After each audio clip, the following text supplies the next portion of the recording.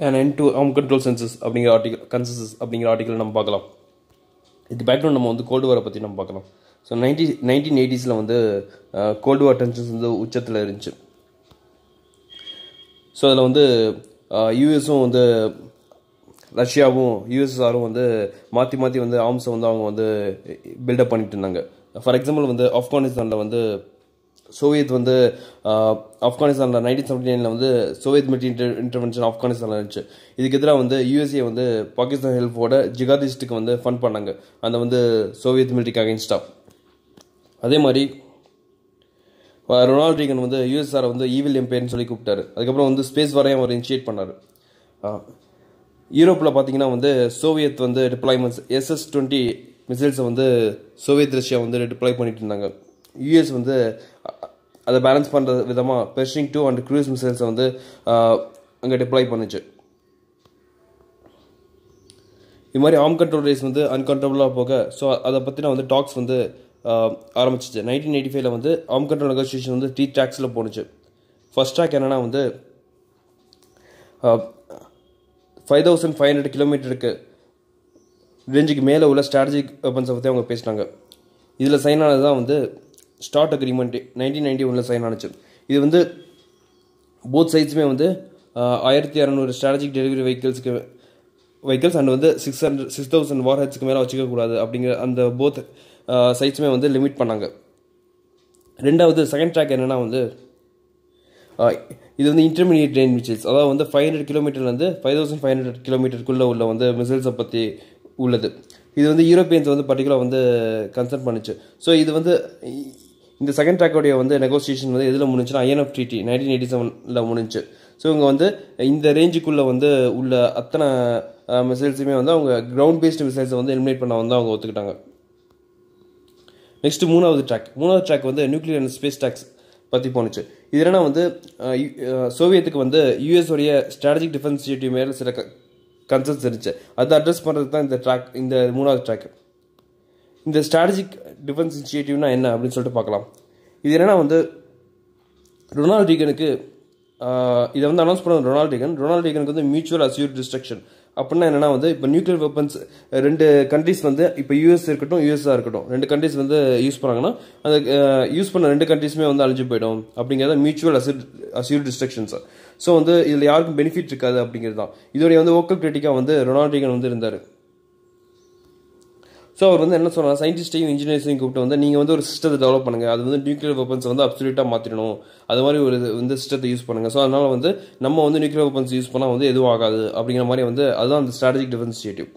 அதுதான் இந்த third track வந்து போணுச்சு. அதில் வந்து பெருசாக எந்த ஒரு அவுட்கமும் வந்து நம்ம பார்க்கல.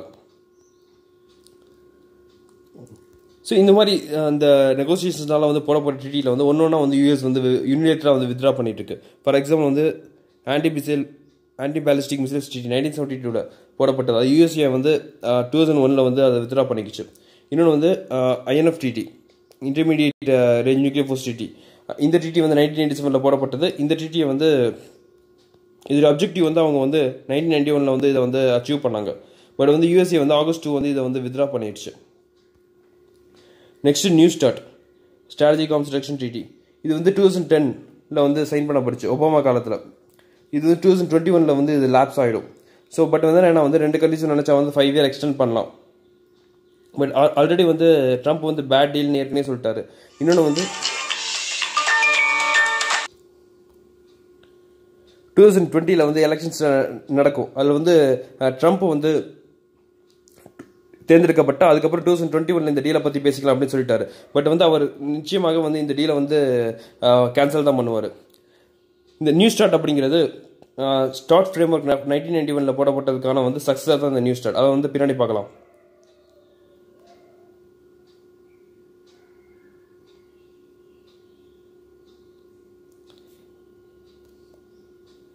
இதில் நீங்கள் பார்த்தீங்கன்னா இந்த INF Treaty அப்படிங்கிறது வந்து இதில் என்ன இருக்குது அப்படின்னா வந்து இதை ட்ரஸ்ட் பட் வெரிஃபை அப்படிங்கிற வந்து ரீகன் ஸ்ட்ரிக்டம் வந்து இருக்குது. அதாவது வந்து நீங்கள் நம்புங்க பட் இருந்தாலும் வெரிஃபை பண்ணுங்கள். முதல்ல வந்து இன்டென்சிவ் வெரிஃபிகேஷன் மெசேஜ் உள்ள ஒரு ட்ரீட்டி வந்து இதுதான்.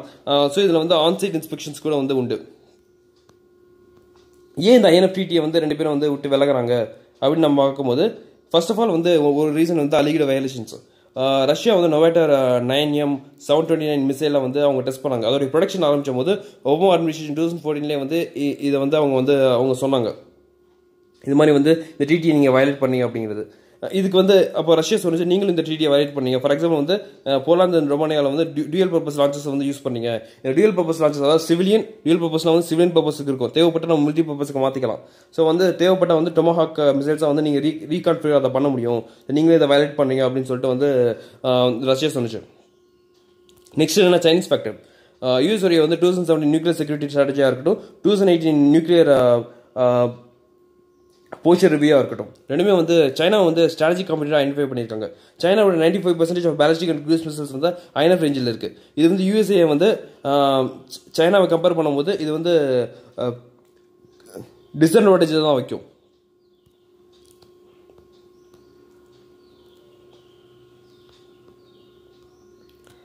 ஸோ அப்போ நியூ ஸ்டார்ட்லேருந்து வந்து அவங்க விளையிட்டாங்க அப்படின்னா வந்து ஸோ வந்து இனிமேல் வந்து வேர்ல்டு வந்து எதை நோக்கி போகும் அப்படின்னா வந்து ஆர்ம்ஸ் ரேஸில் திரும்பவும் வந்து ஆரம்பிக்கும். ஏன்னா ஆர்ம்ஸ் ரேஸை கண்ட்ரோல் பண்ணுறதுக்கு எந்த ஒரு ட்ரீட்டியும் வந்து இனிமேல் கிடையாது. காம்ப்ளிகேஷன் ட்ரீட்மெண்ட் ட்ரீட்டியை வந்து இந்தியா, இஸ்ரேல் அப்படின்னு எல்லா நாடும் இது பண்ணால் மட்டும்தான் வந்து அது ஒர்க் அவுட் ஆகும். அதுவும் ஒர்க் அவுட் ஆகிற மாதிரி தெரியல. ஸோ யூஎஸ்ஏடைய வந்து நியூக்ளியர் போஸ்டர் ரிவ்யூ 2018 வந்து என்ன பண்ணுச்சுன்னா வந்து நியூக்ளியர் வெப்பன்ஸை டெவலப் பண்ணுறதை பற்றி வந்து பேசியிருக்கு. ஸோ வந்து including low yield weapons. Nevada test site, US Nevada test site வந்து 1980 சைலன்ஸாக இருக்குது. பட் அதை வந்து ஆப்ரேஷனாக ரெடி பண்ணிட்டு இருக்காங்க. சைனா, ரஷ்யா அவங்களும் வந்து போட்டி போட்டுட்டு வந்து அவங்க வந்து டெவலப் பண்ணுவாங்க. ஸோ வந்து சைனா பண்ணால் இந்தியா பண்ணும், இந்தியா பண்ணால் பாகிஸ்தான் பண்ணும். ஸோ ஒரு நியூக்ளியர் ஆர்ம்ஸ் ரேஸ் வந்து மல்டிபிள் கண்ட்ரிஸ் இருக்குது. இது ரொம்ப காம்ப்ளிகேட்டட் அண்ட் டேஞ்சரஸாக வந்து ஃபியூச்சரில் வந்து நோக்கி போகுது.